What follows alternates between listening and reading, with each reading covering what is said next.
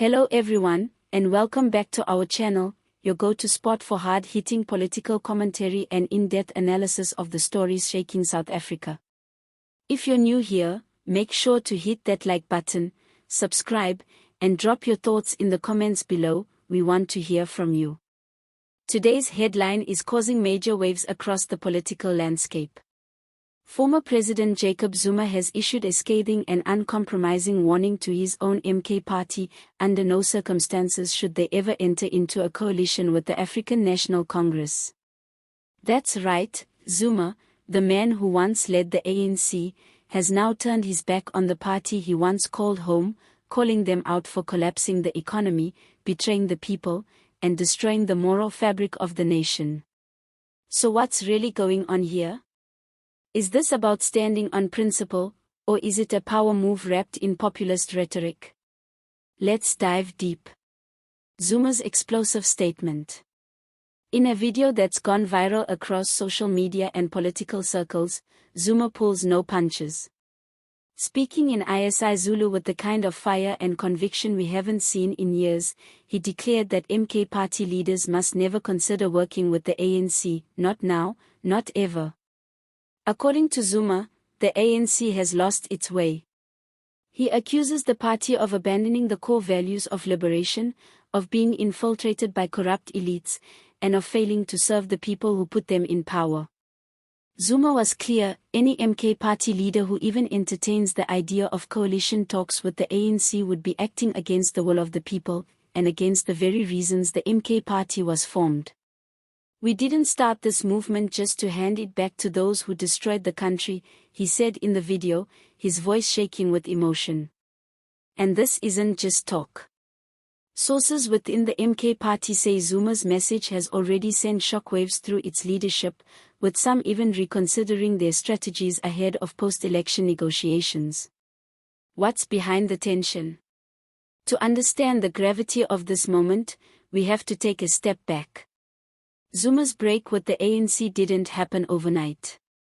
It's been a long time coming. His public fallout with President Cyril Ramaphosa, his bitter court battles, his imprisonment in 2021, and his insistence that the ANC no longer represents the vision of leaders like Oliver Tambo and Nelson Mandela, these events have laid the groundwork for today's explosive rhetoric. The formation of the MK party, Umkhonto we Sizwe, named after the ANC's former military wing, was in many ways a direct challenge to the current ANC leadership. But many saw it as just a Zuma vanity project.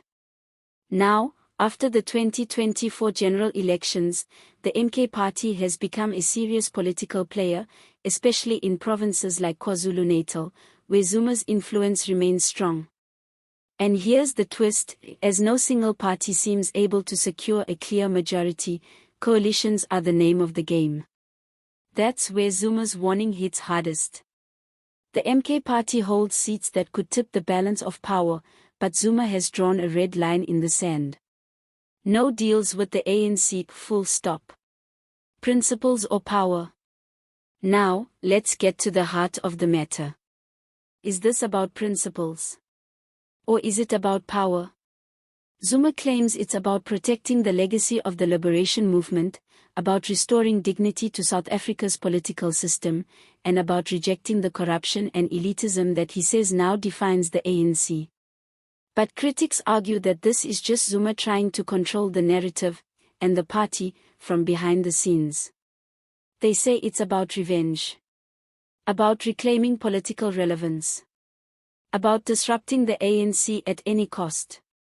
Whatever the truth may be, the message is clear: Zuma's not going quietly into retirement.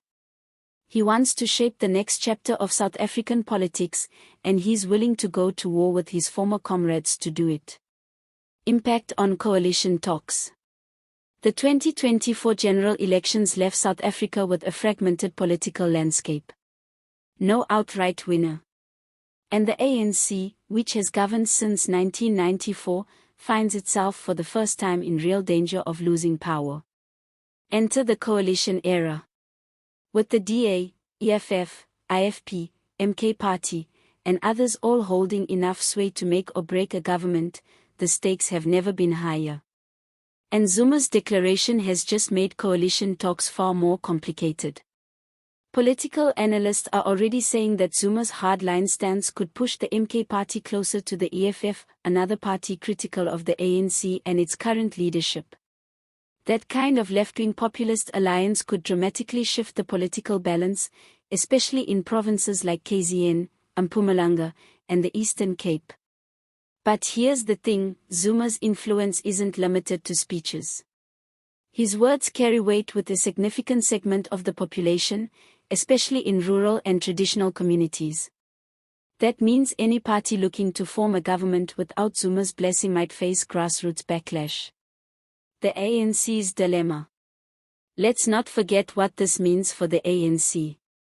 Already weakened by scandals, economic stagnation, and public disillusionment, the party is facing an existential crisis. With Zuma mobilizing resistance from within the ranks of former ANC loyalists, the party center is under siege. And Cyril Ramaphosa? He's walking a tightrope. His attempts to clean up the ANC, root out corruption, and promote renewal have been met with internal resistance and external skepticism. Now, with Zuma openly declaring war, Ramaphosa's leadership is being tested like never before. Will the ANC reach out to the MK party anyway, hoping that some in the leadership might defy Zuma? Or will they be forced into even more awkward alliances, with the DA, for instance, risking a further erosion of their identity? What this means for South Africa. This moment could define the next decade of South African politics. The post-apartheid political order is unraveling. New parties are rising. Old loyalties are breaking down. And voters, especially young, frustrated, unemployed voters, are looking for new answers. Zuma, love him or hate him, is a master political tactician. He knows how to tap into frustration, resentment, and identity. By drawing a line in the sand against the ANC, he's creating a powerful new narrative: the struggle isn't over, and the ANC is no longer its custodian. Whether that narrative leads to genuine transformation or deeper division remains to be seen. Final thoughts. So, what do you think? Is Jacob Zuma protecting the soul of the liberation movement, or is he playing political chess to stay relevant? Will the MK party remain united behind his fiery message, or will internal divisions open the door to compromise? One thing's for sure, the 2024 elections were just the beginning. South Africa is entering a new era, and the stakes have never been higher.